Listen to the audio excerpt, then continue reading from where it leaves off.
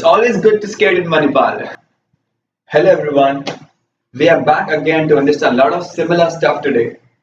I will be trying to tell you guys about photoelectric materials, starting with photodiodes, then phototransistors, photomultipliers, and optoisolators. Moving on to photoconductive devices, we'll be talking about photoresistors as well, and then in the end, we'll be talking about LED. So let's begin with photodiodes.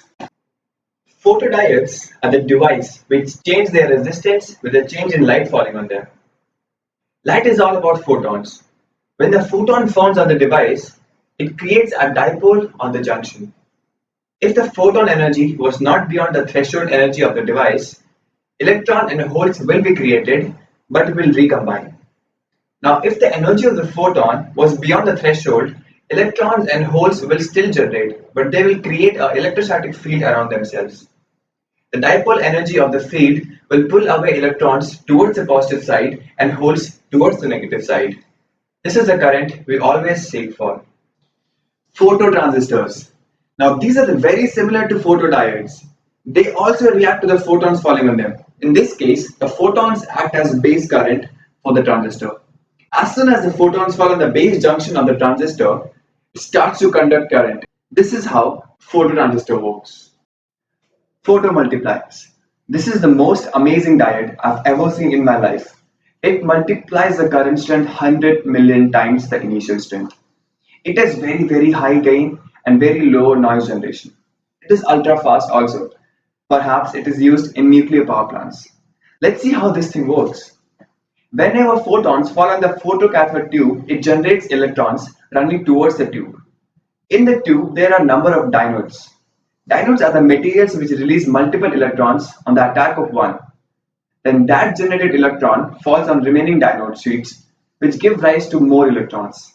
This way, in the end, we get 100 million times the strength of the initial. These are one of their kind. These devices are used for many important reasons, like fuse on our circuitry. It also acts as perfect diode. Also, it can reduce a lot of noise generated while conducting the current.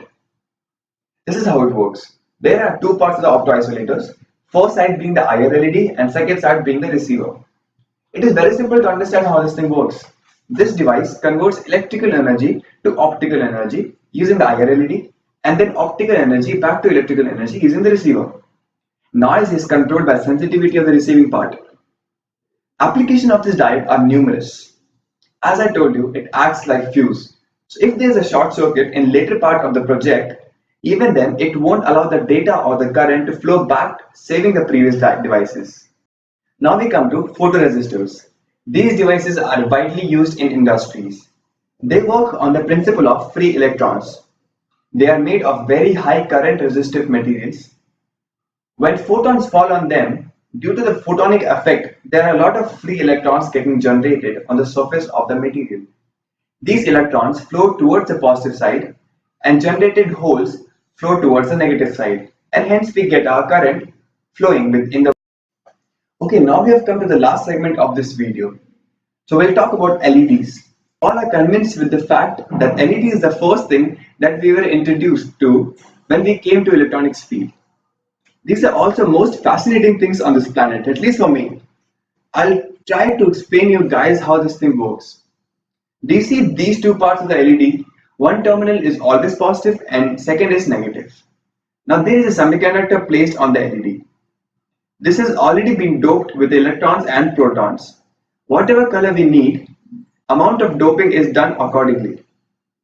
As we know that electrons has more equivalent charge than protons, so whenever we supply current to the LED, protons and electrons jump towards each other. Since electrons have more energy compared to proton, it needs to release some energy to combine with the proton. That energy becomes light for us. And more the current we give, the more light we get.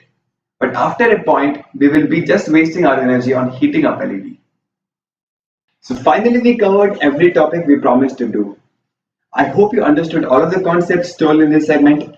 If you have any doubts or have any topic for discussion, please comment in comment section.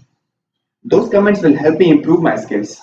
Also see the description box as I have given some very important links in it. If you have any topic in your mind which you would like me to explain, please tell me in that comment section as well. Give thumbs up to this video if you liked it, down if you did not.